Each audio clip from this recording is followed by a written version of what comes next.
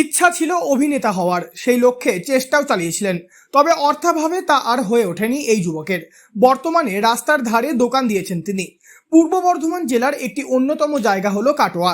আর এই কাটোয়া শহরেই দেখা মিলল এক যুবকের, যিনি বর্তমানে রাস্তার পাশে একটি খাবারের দোকান দিয়েছেন। আর ইতিমধ্যেই কাটোয়া শহরে বেশ জনপ্রিয় হয়ে উঠেছে তার সেই ছোট্ট দোকানটি। এই দোকান মালিকের নাম প্রশান্ত চক্রবর্তী। আসলে বেশ কিছুটা কম দামে লোভনীয় খাবার পাওয়া যাচ্ছে তার এই দোকানে। মাত্র 70 টাকার বিনিময়ে ফ্রাইড রাইস ও চিকেন কষার কম্বো বিক্রি করেন এই যুবক। যে কম্বোর মধ্যে থাকে 1 প্লেট ফ্রাইড রাইস ও 2 পিস চিকেন কষা, আর যেটা খাওয়ার জন্যই এখন ভিড় জমাচ্ছেন অনেকে। এই প্রসঙ্গে প্রশান্ত চক্রবর্তী বলেন, এখানে এখন আমি করছি ফ্রাইড রাইস চিকেন আর সাথে যে ঘুগনি। আপনি যে জিনিসটা বিক্রি করছেন তার দাম কত বলছেন? দামটা রেখেছি আমি একবারে 7-এর মধ্যেই, 70 টাকাতে 2 পিস চিকেন দিয়ে 1 প্লেট ফ্রাইড রাইস। কিভাবে এত কম দামে 70 টাকার মধ্যে ফ্রাইড রাইস এবং চিকেন কষা দিচ্ছেন?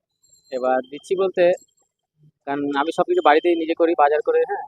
আর ঘরোয়াভাবে সব আমি তৈরি করি। আর লাভটা খুব বেশি হয় না, সামান্যর মধ্যে লাভ হয়। সেলের উপরে আমি এটা রাখছি আর কি।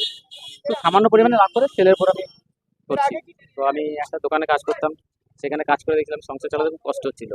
দিয়ে মাথায় এলো কি করা যায়, কি করা যায়।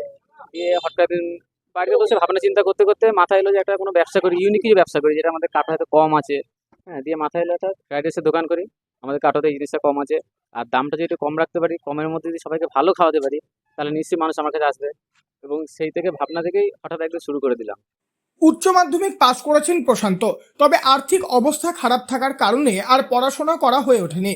তবে নিজের অভিনেতা হওয়ার স্বপ্ন পূরণের তাগিদে তিনি বেশ কিছু কোর্সও করেছিলেন, কিন্তু তারপর তিনি যেখানেই অভিনয়ের জন্য গিয়েছিলেন কোথাও কোনো সুযোগ পাননি। এই প্রসঙ্গে তিনি বলেন, অভিনেতা হওয়ার জন্য আমি কি কি চেষ্টা করেছিলাম? চেষ্টা করেছি বলতে, কলকাতায় এক জায়গায় আমি ওয়ার্কশপ করেছিলাম। একটা ইনস্টিটিউট ছিল, ওখানে পড়াশোনা করেছি।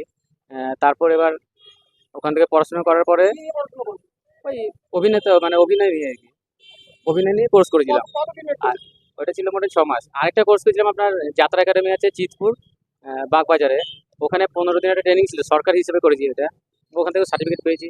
কিন্তু অভিনেতা যে হওয়ার স্বপ্ন ছিল সেটা মানে অনেক কারণে হয়নি, কারণ যেখানে যাচ্ছি এখানে টাকা, হ্যাঁ, প্রথমে সেখানে টাকা চাইছে। এবার সেটা আমার পক্ষে দেওয়া সম্ভব ছিল না, তার জন্য যাইনি এদিকে। এবং অভিনয়টা ছাইনি। আমাদের একটা ইউটিউব চ্যানেল আছে, সেখানে আমরা কয়েকজন গ্রুপ মিলে ফানি ভিডিও করি আর কি।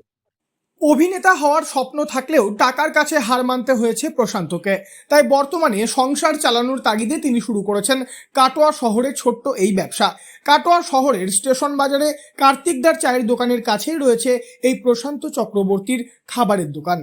পূর্ব বর্ধমান থেকে বনোয়ারিলাল চৌধুরী, লোকাল 18 বাংলা।